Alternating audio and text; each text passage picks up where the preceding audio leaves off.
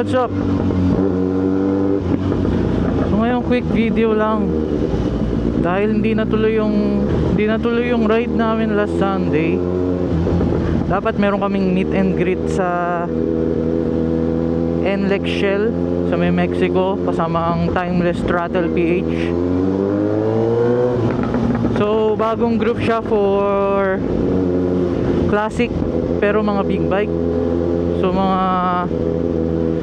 classic tsaka neo classic na big bike siya. So exclusive siya para sa ganong group. Kaso hindi natuloy dahil umuulan, malakas yung ulan ng umaga. So ang nangyari is tumambay na lang nung kinagabihan sa may JDB Cafe. Ayun dapat ang content ko eh, kaso hindi kami natuloy ng umaga, sayang. So ngayon ang content ko na lang, papalinis ko na lang to. Dahil nga maulan, so naputikan to. Papalinis ko na lang tong motor.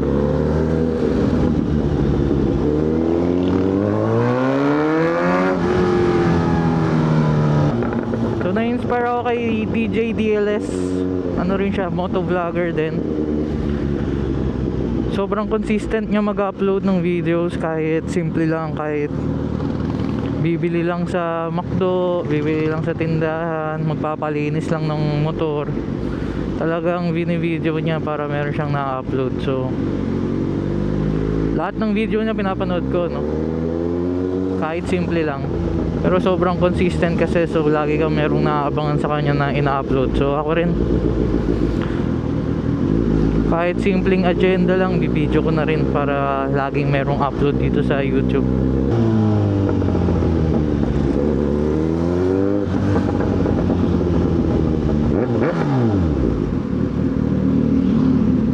Yun ang tropa natin, si Jello. Mga gusto ng customized na riding jersey, gumagawa siya, no? Search nyo lang yung Lock-In sa Facebook.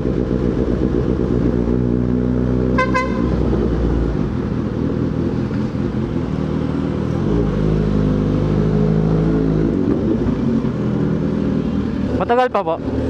O meron ng patapos? Waiting sir, okay lang. Waiting tayo, okay lang. May patapos na ba? Ito sir, patapos. Ah, sige, sige. May waiting area naman sa taas, naka-airport. Wag sir, magpapad kayo ng car. Linis lang. Cars lang po. Sa taas. Ano, so dito ako nagpapalinis sa Flicker Tech. Yan, kasi maganda yung facility eh. Ito. Tsaka malinis. So mamaya ulit.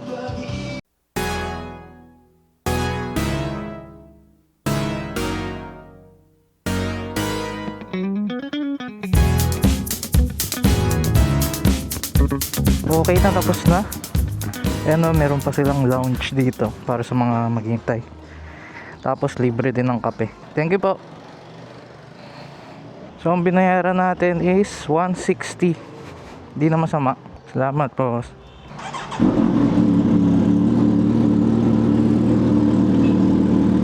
Kahapon kasi sobrang dumi niyan eh. Sobrang putek.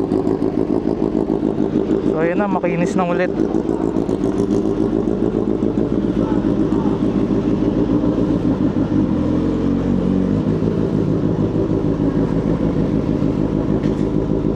So dito lang yan sa Flicker Tech Matungaw.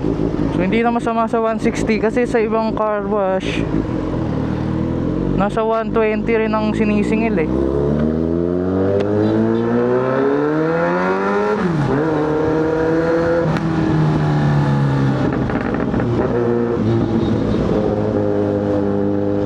Kapag nagpapalinis ako dun sa mga car wash sa tabi-tabi, pag nakitang big bike motor mo, mataas din ang singil eh, mga 120 ganun.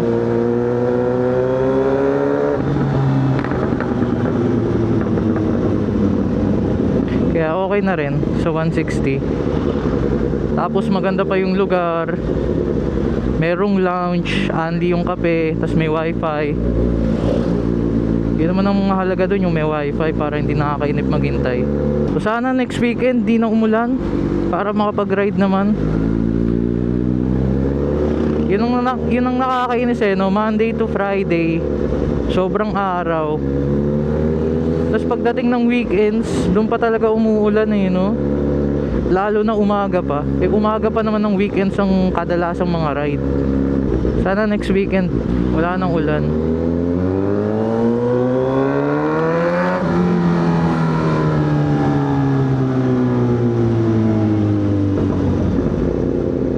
Nakalimutan ko pala sabihin kanina na wag lagyan ng tire block. So hindi ko sure kung meron akong tire block ngayon o wala. Minsan kasi ang problema sa mga nagta-tire block, sumusobra sila sa gulong. So kapag maglilin ka, madulas siya. Sisemplang ka pa dahil sa dulas ng tire block. Pero mukhang hindi ko naman nararamdamang dumudulas. So hanggang dito muna ang video. Next time ulit. Bye bye.